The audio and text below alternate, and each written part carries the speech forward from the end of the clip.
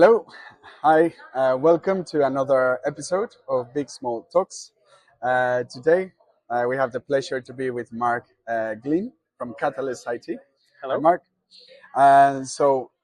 These days we are in MoodleMoot Global 2025, the largest Moodle event in the world. It's the place to be to anyone interested in e-learning and Moodle particularly. And in fact, we'll see each other again in a few weeks.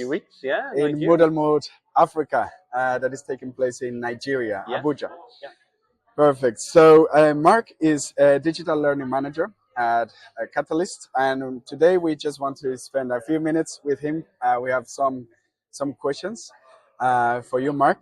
So Catalyst IT Europe has been one of the key players in e-learning, in Moodle-related technologies, and also open source technologies. We know that for both Moodle and Catalyst, open source it's really important. So, what would you say they are the main benefits of open source technologies in higher education, especially? Okay, it's a good question. So for me, the main benefits are around the freedom that it gives people. So our tagline for Catalyst is freedom to innovate. Okay. And because you have the option to do that with open source and to customize it and to personalize it towards your own requirements, that gives you that freedom. And you don't have that typically with commercial platforms. You're tied up into their roadmap, you're tied up into their restrictive functions and settings. So for me, freedom to innovate, that's the most important thing. That's good. So we are, as I said, in this event, MoodleMoot Global 2025. Everything is related to e-learning technologies, e-learning processes. And sometimes we like to talk about the challenges, right? So we know many institutions all over the globe are implementing e-learning technologies and processes. What would you say are the main challenges of e-learning institutions or higher education institutions in general regarding e-learning and assessment? Digital transformation, and that's what it is. You're transforming the way you teach, transforming the way you operate, is always difficult. And it's sometimes a mindset change as well as a skill set change. And to me, that's a challenge within an institution, and making sure that they're getting the full support of the institution, that it's not just restricted to one or two individuals.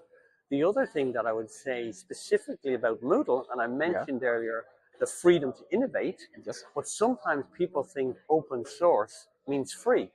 And as the Spanish origin, you'll know, like the libre versus free, the gratis and libre are different. They are different. So indeed. a challenge that we have is convincing institutions of the value of investing with a Moodle partner and making sure that we can bring our expertise, because people think, oh, it's open source, sure, I can do that myself.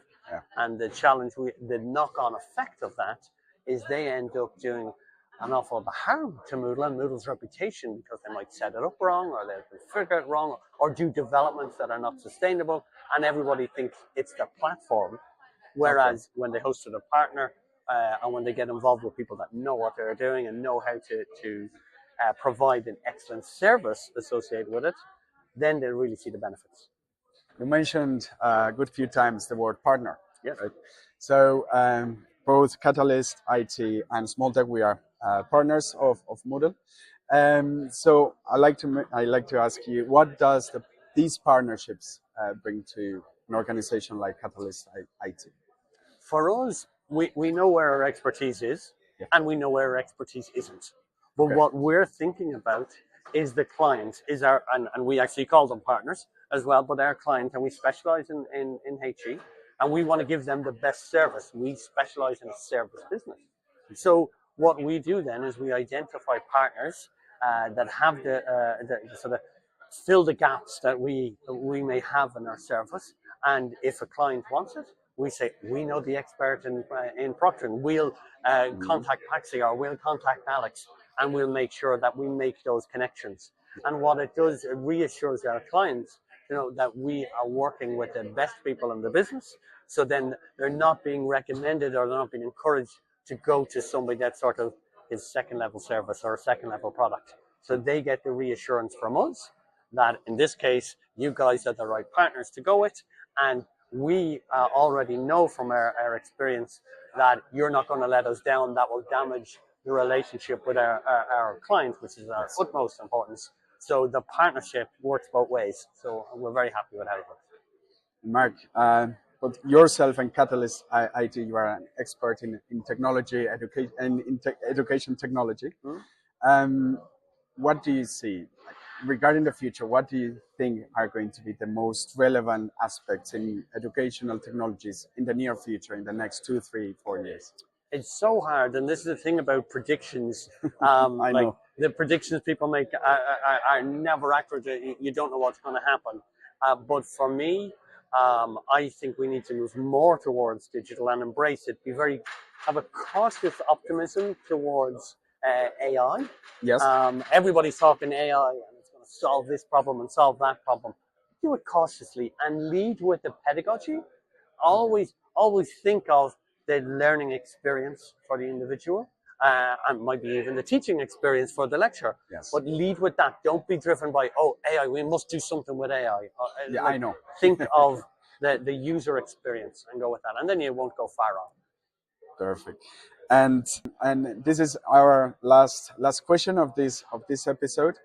Mark, why do you think it's important to attend events like this, like a global MoodleMoot? Why it's important to participate? What do you think is the most valuable thing for you? For us, it's not about generating business. Everybody knows who Catalyst is, so it's not to raise awareness about what Catalyst is, but it's supporting the community, giving back to the community, making sure events like this can happen, involves sponsorship. Right? They don't. If there's no sponsorship here from people like ourselves and like yourselves, the price is going to be more expensive for the participants. They're not going to be able to engage. They're not able to get the expertise sharing across. So it's not about business generation for us. It's about supporting the community, and that's the most important. Keeping that vibrant Moodle community alive. It's very important, I would say, like the community of Moodle. So thanks very much for watching this episode of Big Small Talks. We'll see you in the next one. Thanks very much, Mark. No worries at all.